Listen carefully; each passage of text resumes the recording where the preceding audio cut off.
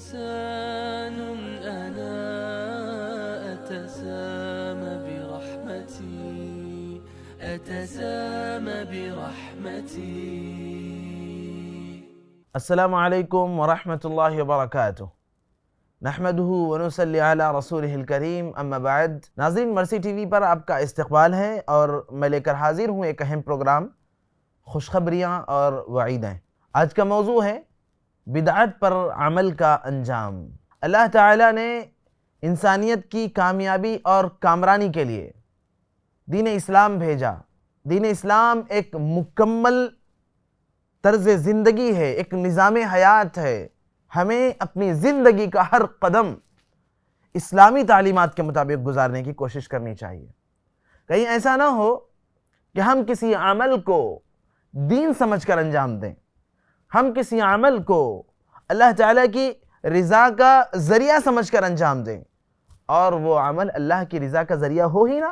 اللہ کے نبی صلی اللہ علیہ وسلم نے جب حجۃ الوداع کیا تو اس میں جو خطبہ دیا، اس وقت اللہ تعالیٰ نے آپ پر دین اسلام کے مکمل ہونے کا اعلان کیا اور کہا کہ اليوم اکملت لکم دینکم واتممت علیکم نعمتی ورضیت لکم الاسلام دینا، کہ آج کے دن ہم نے آپ کے دین کو مکمل کر دیا ہے. اليوم اکملت لکم دینکم، اور آپ پر اپنی نعمت کا اتمام کر دیا ہے اور آپ کے لیے دین اسلام کو منتخب کر لیا ہے.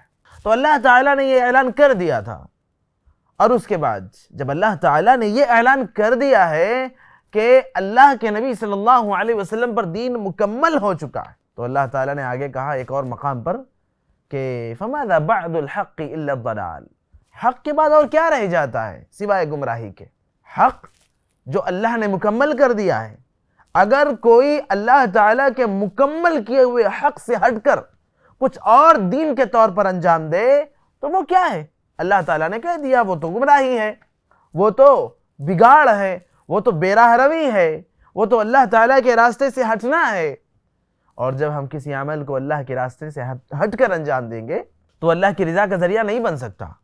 وہ تو ثواب کے بجائے عذاب کا سبب بن جائے گا. وہ تو اللہ تعالیٰ کی طرف سے ہمارے لیے اجر و ثواب کے بجائے وبال کا سبب بن جائے گا.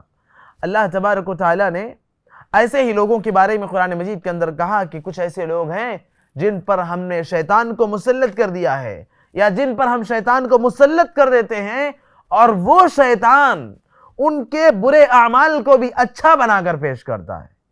تو جو لوگ بدعتوں کو انجام دیتے ہیں نا نیک عمل سمجھ کر، دراصل اللہ تعالیٰ کی طرف سے ان پر یہ عذاب مسلط کر دیا جاتا ہے کہ وہ اپنی برائیوں کو بھی یہ اچھا سمجھتے ہیں اور اللہ تعالیٰ کی رضا کا ذریعہ تصور کرتے ہیں. حالانکہ معاملہ ایسا نہیں ہے. اللہ کے نبی صلی اللہ علیہ وسلم ہر خطبے کے موقع پر اس حدیث کو پڑھا کرتے تھے کہ کل محدثۃ بدعہ وکل بدعۃ ضلالہ وکل ضلالۃ فی النار، کہ دین کے اندر ہر نئی چیز بدعت ہے، ہر بدعت گمراہی ہے اور ہر گمراہی جہنم میں لے جانے والی ہے. تو سب سے پہلی چیز، بدعت کا انجام کیا ہے؟ بدعت کا انجام یہ ہے کہ بدعت انسان کو اللہ کی رضا حاصل کرنے کا ذریعہ نہیں ہے، بلکہ بدعت کرنے والا انسان اس کا نتیجہ تو جہنم ہے، اس کا انجام تو جہنم میں داخلہ ہے.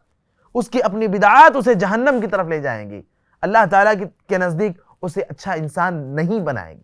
پہلی چیز. اللہ کے نبی صلی اللہ علیہ وسلم نے ایک اور مقام پر کہا من احدث فی امرنا ھذا ما لیس منہ فہو رد، کہ جس نے کوئی ایسا عمل انجام دیا جس کا ہم نے حکم نہیں دیا یا جس کا حکم ہماری شریعت میں ثابت نہیں ہے، فہو رد، تو وہ عمل اللہ تعالیٰ کے نزدیک قابل رد ہے، ریجیکٹ ہے.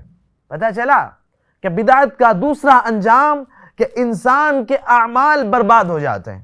انسان جن اعمال کو نیکیاں سمجھ کر اور نیکیاں تصور کرتے ہوئے انجام دیتا ہے، اللہ تعالیٰ کے نزدیک وہ اعمال کوئی حیثیت نہیں رکھتے اور سب چوپٹ ہو جاتے، سب برباد ہو جاتے. اسی طرح بدعت کا ایک اور معاملہ، ایک اور انجام، اللہ کے نبی صلی اللہ علیہ وسلم فرمایا کرتے تھے کہ من یعش منکم بعدی فسیری اختلافا کثیرا، بعد میں جو میرے بعد لمبی زندگی پائے گا وہ امت کے اندر بہت زیادہ اختلاف پائے گا. ایسے وقت میں کیا کرنا ہے؟ پہلی چیز فعلیکم بسنتی، تم میری سنت کو لازم پکڑنا، وَإِيَّاكُمْ وَمُحْدَثَاتِ الْأُمُورِ، اور دین کے اندر دین کے نام پر جو نئی نئی چیزیں ایجاد کر لی جاتی ہیں ان سے بچنا، کیونکہ ہر بدعت گمراہی ہے، ہر گمراہی جہنم میں لے جانے والی ہے۔ تو یہ ایک ذلت و رسوائی بھی ہے، ایک ذلت و رسوائی کا سبب بھی ہے۔ انسان نے اپنے آپ کو زندگی میں تھکایا، عمل کر کر کے، نیکیاں تصور کرتے ہوئے، برائیاں کر کر کے، وہ سمجھتا رہا کہ میں جو کام کر رہا ہوں یہ اللہ تعالیٰ کو راضی کرنے والے کام ہیں، اور اللہ تعالیٰ ان کاموں سے، ان بدکاریوں سے، ان بدعمالیوں سے جو اصل میں نیکی نہیں، وہ بدعت تھی، سنت نہیں، وہ دین کے اندر نئی ایجاد تھی، اللہ تعالیٰ ان سے ناراض ہوتا رہا، اللہ تعالیٰ ان سے غضبناک ہوتا رہا۔ نتیجہ یہ ہوا کہ یہ اعمال کل قیامت کے دن اللہ تعالیٰ کے پاس جب بندہ کھڑا ہوگا اور بندہ یہ سمجھ رہا ہوگا کہ میں نے بہت اچھے کام کیے ہیں، لیکن اللہ تعالیٰ فرشتوں کو حکم دیں گے کہ اسے گھسیٹ کر جہنم میں ڈال دیا جائے۔ پوچھا جائے گا، پتہ چلے گا کیوں؟ پتہ چلے گا کہ یہ جو عمل کرتا رہا وہ دراصل دین نہیں، یہ دراصل گمراہی تھی۔